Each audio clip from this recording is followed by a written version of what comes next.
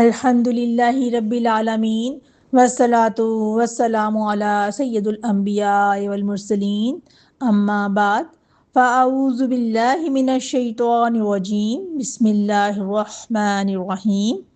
سورۃ البقرہ آیت نمبر 168 کا شروع کا حصہ۔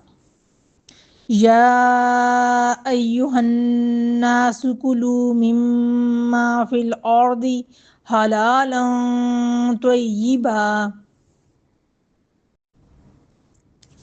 ترجمہ: اے لوگو، اس میں سے کھاؤ جو زمین میں حلال پاکیزہ چیزیں ہیں۔ آج ہم قرآن مجید کی ایک نہایت اہم آیت پر غور کریں گے۔ یہ آیت ہمیں صرف کھانے پینے کا حکم نہیں دیتی، بلکہ ہماری پوری زندگی کے ایک بنیادی اصول کی طرف رہنمائی کرتی ہے، اور وہ ہے حلال اور پاکیزہ رزق کا اہتمام۔ اللہ سبحانہ تعالیٰ نے یہاں صرف مسلمانوں کو نہیں کہا، بلکہ یا ایہا الناس کہہ کر تمام انسانوں کو خطاب فرمایا ہے۔ اس سے معلوم ہوتا ہے کہ حلال اور پاکیزہ غذا ہر انسان کی ضرورت ہے۔ اللہ سبحانہ تعالیٰ نے دو الفاظ استعمال فرمائے، حلالن یعنی وہ چیز جو شریعت کے مطابق جائز ہو، طیباً یعنی پاکیزہ، صاف ستھری اور فائدہ مند ہو۔ بعض اوقات کوئی چیز ظاہری طور پر حلال تو ہوتی ہے، لیکن صحت کے لیے نقصان دہ یا ناپاک طریقے سے حاصل کی گئی ہو، اس لیے اللہ تعالیٰ نے حلال کے ساتھ طیب کا لفظ بھی استعمال فرمایا ہے۔ حلال رزق انبیاء کا راستہ ہے۔ اللہ تعالیٰ نے تمام انبیاء کو بھی یہی حکم دیا۔ سورۃ المومنون کی آیت نمبر 51 میں اللہ سبحانہ تعالیٰ نے فرمایا، یا ایھا الرسل کلوا من الطیبات واعملوا صالحا، جس کا ترجمہ ہے، اے رسولو، پاکیزہ چیزیں کھاؤ اور نیک اعمال کرو۔ اس آیت سے معلوم ہوتا ہے کہ پاکیزہ رزق اور نیک اعمال کا آپس میں گہرا تعلق ہے۔ جب رزق پاک ہوگا تو اعمال میں بھی برکت پیدا ہوگی۔ حضرت ابو ہریرہ رضی اللہ تعالیٰ عنہ کی روایت ہے، انہوں نے فرمایا کہ رسول اللہ صلی اللہ علیہ وسلم نے فرمایا، صحیح مسلم کی حدیث ہے، بے شک اللہ پاک ہے اور صرف پاک چیزوں کو قبول فرماتا ہے، اور اللہ نے مومنوں کو بھی وہی حکم دیا ہے جو رسولوں کو دیا تھا۔ پھر آپ صلی اللہ علیہ وسلم نے آیت پڑھی جو کہ وہی آیت پڑھی جو میں نے پہلے آپ کو بتائی، سورۃ مومنون کی آیت نمبر 51، یا ایھا الرسل کلوا من الطیبات واعملوا صالحا، اور اس کے بعد ایک ایسے شخص کا ذکر فرمایا جو لمبا سفر کرتا ہے، بڑا گندا حال ہے، یعنی برا حال ہے اس کا، گندے بال ہیں، بکھرے ہوئے ہیں، آسمان کی طرف ہاتھ اٹھا کر دعا کرتا ہے، یا رب، لیکن اس کا کھانا حرام، پینا حرام، لباس حرام اور پرورش حرام مال سے ہوئی ہو، تو اس کی دعا کیسے قبول ہو سکتی ہے؟ بہنوں، اس حدیث سے معلوم ہوتا ہے کہ حرام رزق دعا کی قبولیت میں بہت بڑی رکاوٹ ہے۔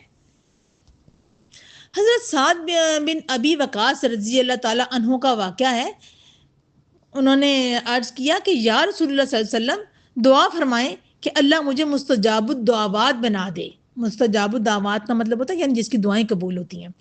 آپ صلی اللہ علیہ وسلم نے فرمایا، یہ نا طبرانی کی حدیث ہے، آپ نے فرمایا، اے سعد، اپنی غذا کو پاک اور حلال بناؤ، تمہاری دعائیں قبول کی جائیں گی۔ ہم اکثر دعا کی قبولیت چاہتے ہیں، لیکن یہ نہیں دیکھتے کہ ہماری کمائی، خرید و فروخت اور کھانے پینے کے ذرائع حلال ہیں یا نہیں۔ نبی کریم صلی اللہ علیہ وسلم کی پوری زندگی حلال رزق کی اہمیت کو عملی طور پر سکھایا۔ نبوت سے پہلے آپ صلی اللہ علیہ وسلم تجارت کرتے تھے اور آپ کو الصادق اور الامین کہا جاتا تھا۔ آپ نے کبھی دھوکہ نہیں دیا، کبھی جھوٹ نہیں بولا، کبھی کسی کا حق نہیں مارا۔ ایک مرتبہ بازار میں آپ صلی اللہ علیہ وسلم نے ایک اناج فروش کے ڈھیر میں ہاتھ ڈالا تو اندر نمی محسوس ہوئی۔ آپ صلی اللہ علیہ وسلم نے فرمایا، جس نے دھوکہ دیا وہ ہم میں سے نہیں۔ یہ صحیح مسلم کی حدیث ہے۔ اس سے معلوم ہوا کہ حلال کمائی صرف چیز کے حلال ہونے کا نام نہیں بلکہ معاملات کی دیانتداری بھی ضروری ہے۔ حضرت عدی بن حاتم رضی اللہ تعالیٰ عنہ سے روایت ہے، یہ بھی بخاری اور مسلم کی حدیث ہے۔ رسول اللہ صلی اللہ علیہ وسلم نے فرمایا، ترجمہ، جہنم سے بچو اگرچہ کھجور کے ایک ٹکڑے کے ذریعے ہی کیوں نہ ہو۔ یہ حدیث ہمیں سکھاتی ہے کہ اگر رزق حلال ہو تو تھوڑا سا صدقہ بھی اللہ کے ہاں بہت قیمتی ہے۔ بعض اوقات انسان کے پاس زیادہ مال نہیں ہوتا، لیکن اگر وہ اخلاص اور حلال کمائی سے صدقہ کرتا ہے تو اللہ تعالیٰ اسے عظیم اجر عطا فرماتا ہے۔ حضرت ابو بکر صدیق کا ایک واقعہ ہے کہ حضرت ابو بکر صدیق رضی اللہ تعالیٰ عنہ ایک مرتبہ دودھ پی رہے تھے۔ معلوم ہوا کہ یہ ایسی کمائی سے آیا تھا جس میں شبہ تھا۔ آپ رضی اللہ تعالیٰ عنہ نے فوراً اسے نکال دیا، یعنی وامٹ کر دی۔ یہ تھا صحابہ کرام کا تقوی کہ وہ صرف حرام سے ہی نہیں بلکہ مشتبہ چیزوں سے بھی بچتے تھے۔ اس آیت سے ہمیں بہت سے اصول ملتے ہیں۔ سب سے پہلا اصول، حلال رزق حاصل کرنا عبادت ہے۔ سیکنڈ، اللہ تعالیٰ پاک ہے اور پاک چیزیں ہی قبول فرماتا ہے۔ نمبر 3، حرام رزق دعا کی قبولیت میں رکاوٹ بنتا ہے۔ نمبر 4، پاکیزہ غذا نیک اعمال کی بنیاد ہے۔ نمبر 5، تجارت اور معاملات میں دیانتداری ضروری ہے۔ نمبر 6، حلال کمائی سے کیا گیا تھوڑا صدقہ بھی عظیم اجر کا سبب بنتا ہے۔ نمبر 7، مسلمانوں کو حرام کے ساتھ ساتھ مشتبہ چیزوں سے بھی بچنا چاہیے۔ پیاری بہنوں، ہم اپنے گھروں میں جو کھانا لے کر آتے ہیں، جو بچوں کو کھلاتے ہیں اور جو اپنے جسم کا حصہ بناتے ہیں، وہ صرف پیٹ بھرنے کا ذریعہ نہیں بلکہ ہمارے ایمان، عبادات اور دعا کی قبولیت پر بھی اثر انداز ہوتا ہے۔ آج عہد کریں کہ ہم اپنی کمائی، خریداری، کاروبار اور گھریلو معاملات میں حلال اور پاکیزہ رزق کو ترجیح دیں گے، کیونکہ جو جسم حلال رزق سے پروان چڑھتا ہے اس کے اعمال میں نور، دعا میں اثر اور زندگی میں برکت پیدا ہو جاتی ہے۔ اللہ سبحانہ تعالی ہمیں حلال، پاکیزہ اور بابرکت رزق عطا فرمائے، ہماری دعائیں قبول فرمائے اور ہمیں حرام اور مشتبہ چیزوں سے بچنے کی توفیق عطا فرمائے۔